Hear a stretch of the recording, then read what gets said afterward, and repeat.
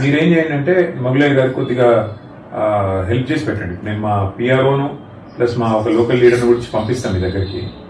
కొద్దిగా ఆయన కల్పిస్తాను. నేను ఎవరో ఒకరి నుంచి పంపిస్తాను మీ దగ్గరికి, మంగళవారం పంపిస్తా. అయితే రెండోది ఏంటంటే వారికి కోర్టు కేసు విషయంలో కూడా నేను హెల్ప్ చేస్తాను.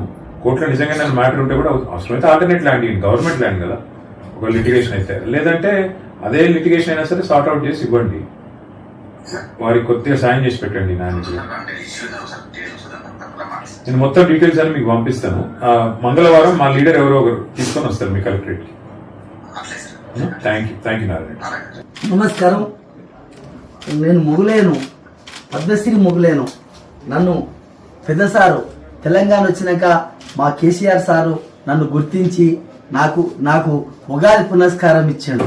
ఉగాది పునస్కారం ఇచ్చినప్పుడు మన సారు ప్రభుత్వ సలహాదారి కేవి రమణాచారి గారు నన్ను తోలుకపోయి సార్ దగ్గర నాకు ఇచ్చినాక గొప్ప పేరు పొందిన నేను. నాకు ఆ కళ బయటకు తరతరాల సంధి ఆంచితే కింద ఆంచితే రాలే నా కళ.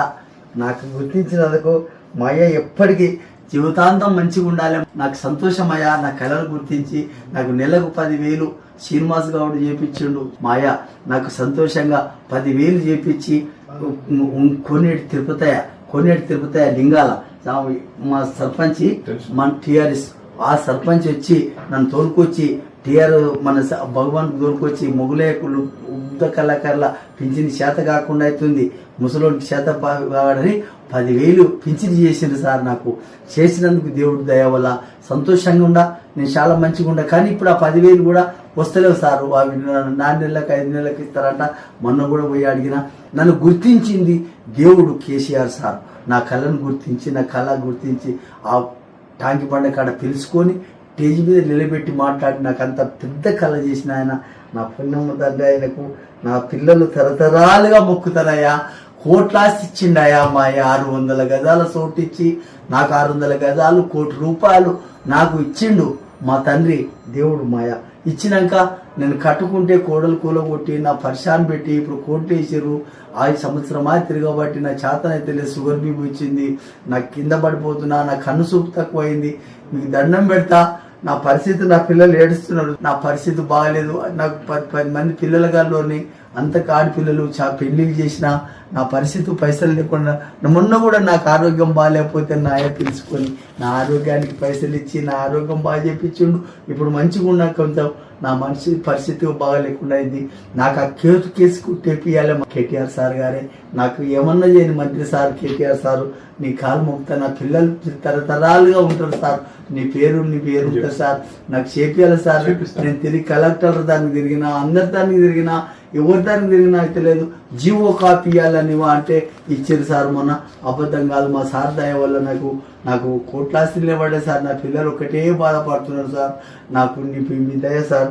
మీరు ఏం చేసినా మీరే, మీ పుణ్యం, మీ దయ వల్ల నేను వచ్చిన. తరతరాలు ఫోటో కట్టుకొని ఇంట్లో పెట్టుకున్నాం. మీ ఫోటో తరతరాలుగా మొక్కుంటూ ఉంటాం. నీ కళ మొక్కుతా, మీ దండం పెడతా, సంతోషంతా. నేను మూలేను. 12 మెట్ల కిన్నెరా 7కి పోయిన గుర్తింపు వచ్చింది. దేశానికి గుర్తింపు చేసిన ద్వారా మా సంతోషం సార్. నేను బాగుంటా, మంచిగా ఉంటా. నా కళ్ళు ఒకటి చూపించాలని, నా కళ్ళు చూపించాలి. మబ్బులు అగొస్తే అద్దాలు తీస్తే కళ్ళు పడతలేవు. నాకు 70 ఏళ్ళు దాటిపోయినాయి. సంతోషం. నేను ఇల్లు కట్టుకున్నా, మా దుకున్నాను ఇల్లు కట్టుకున్నా, 2 పెళ్లిళ్ళు చేసినా. మంచిది. నాకు ఉప్ప పేరయ్యా. తిననీకి అయిపోయింది నా పిల్లలకు.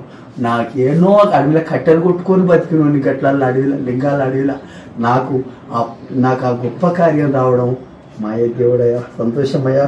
నా కళను గుర్తించి ఎన్నో గుడిసెల పాడుకున్నోని గుర్తించినందుకు తరతరాలుగా వాళ్ళకి తెలంగాణ ఎప్పటికి ఉండాలి, మాయ ఉండాలని ఒక దేవుడి లెక్క నిలబడ్డాడయ్యా.